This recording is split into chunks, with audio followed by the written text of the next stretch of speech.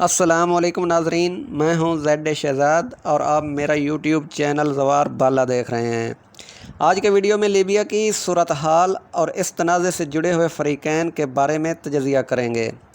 سب سے پہلے ہم آپ کو اس سارے تنازع سے جڑی اہم ہیڈ لائنز بتاتے ہیں تاکہ آپ کو اس ویڈیو اور تجزیے کو سمجھنے میں آسانی ہو۔ نمبر 1، مصر جو براعظم افریقہ کا ایک بڑا ملک ہے اور جس کے حکمران ایک آمر جنرل فتح السیسی ہیں۔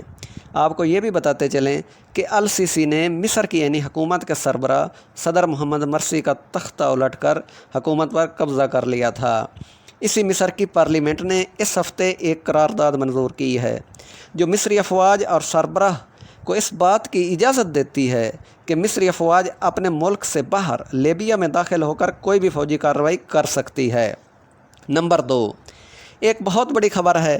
اس جمعے کو استنبول میں واقع آیا صوفیہ میں ترک حکومت کی طرف سے نماز جمعہ ادا کرنے کی خبر کو ایرانی نیوز چینل اور ان کی نیوز ایجنسیز فارس اور ارنا نے اپنی شاہ سرخیوں میں جگہ دی ہے اور اس کو ترک حکومت کا حق قرار دیا ہے اور اس واقعہ کو امت مسلمہ کے لیے کامیابی کی پہلی سیڑھی قرار دیا ہے اور ترکی کے لیے ایک بہت بڑا اور اہم دن قرار دیا ہے۔ نمبر 3، جہاں خطے میں تیزی سے بدلتی ہوئی صورتحال نے ہمسایہ ممالک میں تشویش کی لہر دوڑا دی ہے، وہیں فریقین اپنے دوستوں کی ہمدردیاں حاصل کرنے اور نئے دوست بنانے میں مصروف نظر آتے ہیں۔ اس ہفتے کی ایک بڑی ڈیولپمنٹ تب ہوئی جب مراکش نے لیبیا کی عینی حکومت کی حمایت کا اعلان کر دیا۔ مراکش کا یہ فیصلہ خلیفہ حفتر اور اس کے حلیف عرب ممالک پر بجلی بن کر آن گرا ہے۔ نمبر 4، اب آتے ہیں لیبیا کی موجودہ صورتحال کی طرف۔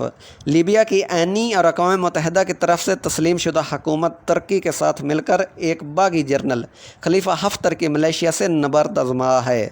ناظرین، آپ کو بتاتے چلیں 2015 میں صدر معمر قذافی کے قتل کے بعد اقوام متحدہ کی زیر نگرانی ایک عینی حکومت قائم کرنے کا ایگریمنٹ ہوا، چونکہ اسرائیل، امریکہ، فرانس اور ان کے حلیف عرب ریاستوں کو یقین تھا کہ اب ان کے حمایت یافتہ جنگجو جنہوں نے لیبیا کو تباہ و برباد کر دیا تھا وہی حکومت میں آئیں گے، اس لیے عینی حکومت کے قیام پر متفق ہو گئے۔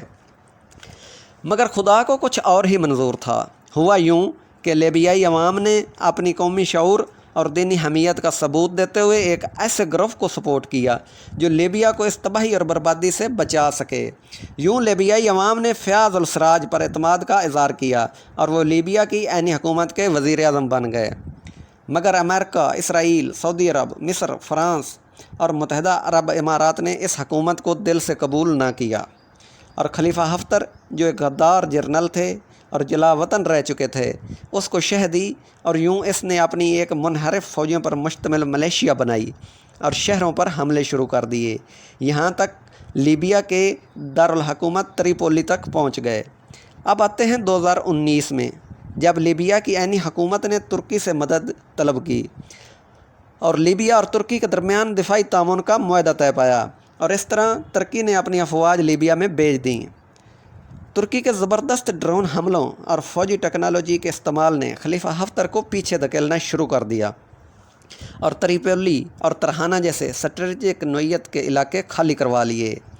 یہ شکست دراصل خلیفہ حفتر کی نہیں، متحدہ عرب امارات، سعودی عرب، مصر اور فرانس کی تھی، جن کی پشت پر امریکہ اور اسرائیل مدد دے رہے ہیں۔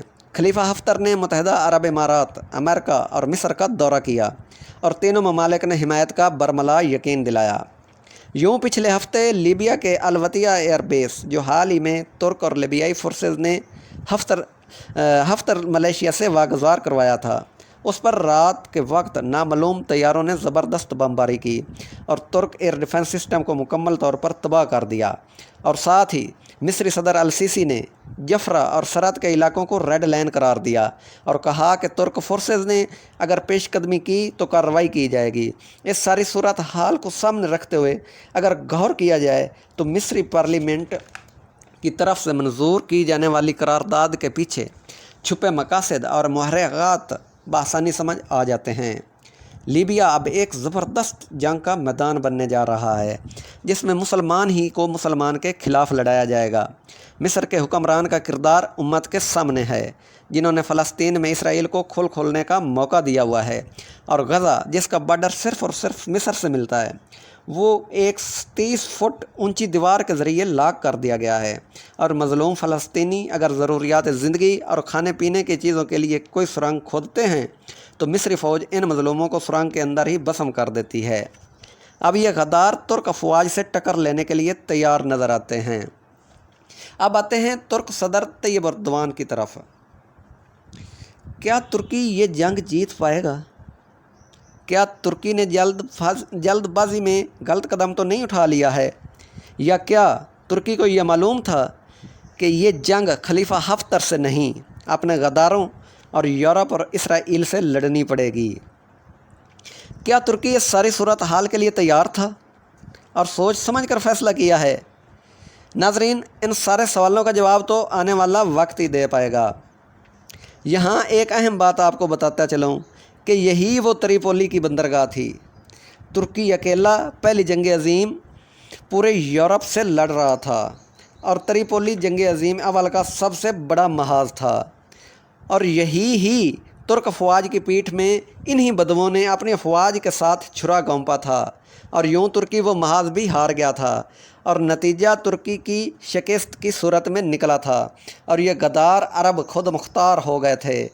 अब तुर्की पूरे 100 साल बाद दोबारा स्ट्रेटजिक अहमियत की बंदरगाह त्रिपोली का कंट्रोल हासिल करने जा रहा है। हमारी दुआ है कि अल्लाह ताला तैयब एर्दोगान को कामयाब करे। रजब तैयब एर्दोगान उम्मत मुसलमा के एक बहादुर और दलेर लीडर हैं। तुर्की ने पिछले 10-15 सालों में तैयब एर्दोगान की क़यादत में ज़बरदस्त मुआशी और फ़ौजी लिहाज से तरक्की की है, और इस वक्त तुर्की खित्ते का एक बड़ा और ताकतवर मुल्क है। तुर्क हुकूमत के इक़दामात और अवामी सतह पर खिलाफत की बहाली के नारों ने इन गद्दार रियासतों के कान खड़े कर दिए हैं, और ये किसी भी कीमत पर तुर्की का रास्ता रोकना चाहते हैं। तुर्की ने कामयाबी से खाना जंगी के शिकार मुल्क शाम में अपने मफादात का तहफ़्फ़ुज़ किया है, और रूस और अमेरिका से डायरेक्ट टक्कर लेकर तुर्क बॉर्डर से मुल्हिका इलाके में अपना असर व रसूख बढ़ाया है, और यूं अमलन वहाँ तुर्क फोर्सेस का कंट्रोल है। ये सूरत हाल अरब रियासतों खासकर सऊदी अरब के लिए नाकाबिल कबूल और भयानक है। इसलिए इस बात का यकीनी इम्कान है कि ये सब ममालिक मिलकर लीबिया में तुर्कों को नाकाम कर दें और तुर्क अफवाज की कमर तोड़कर रख दें। इसलिए मिस्र को थपकी देकर मैदान में उतारने की तैयारियां हो रही हैं। दूसरी तरफ पूरे यूरोप में तशवीश की लहर दौड़ चुकी है। तुर्की ने लीबियाई समुद्रों में तेल और गैस की तलाश के लिए ड्रिलिंग शुरू कर दी है और इस समुद्री इलाके को सील कर दिया है। पिछले 2 माह से कई दफ़ा फ्रांसीसी बहरी जहाज़ों और तुर्क बहरिया का आमना सामना हो चुका है, जिससे फ्रांस के पैरों तले ज़मीन खिसक रही है। यूरोप, अमेरिका, इसराइल समेत मशरिक़ वस्ता के पूरे खित्ते में ईरान और कतर के अलावा हर रियासत तुर्की की दुश्मन है, और वो किसी भी सूरत में तुर्की का रास्ता रोकना चाहते हैं। हमारी दुआ है अल्लाह ताला तैयब एर्दोगान और तुर्क हुकूमत की मदद करे। अगर आपने अभी तक मेरा चैनल ज़वार बाला सब्सक्राइब नहीं किया तो प्लीज़ सब्सक्राइब कर लें और बेल आइकन को भी प्रेस कर दें, ताकि आपको हर नई आने वाली वीडियो सबसे पहले मिल सके। शुक्रिया।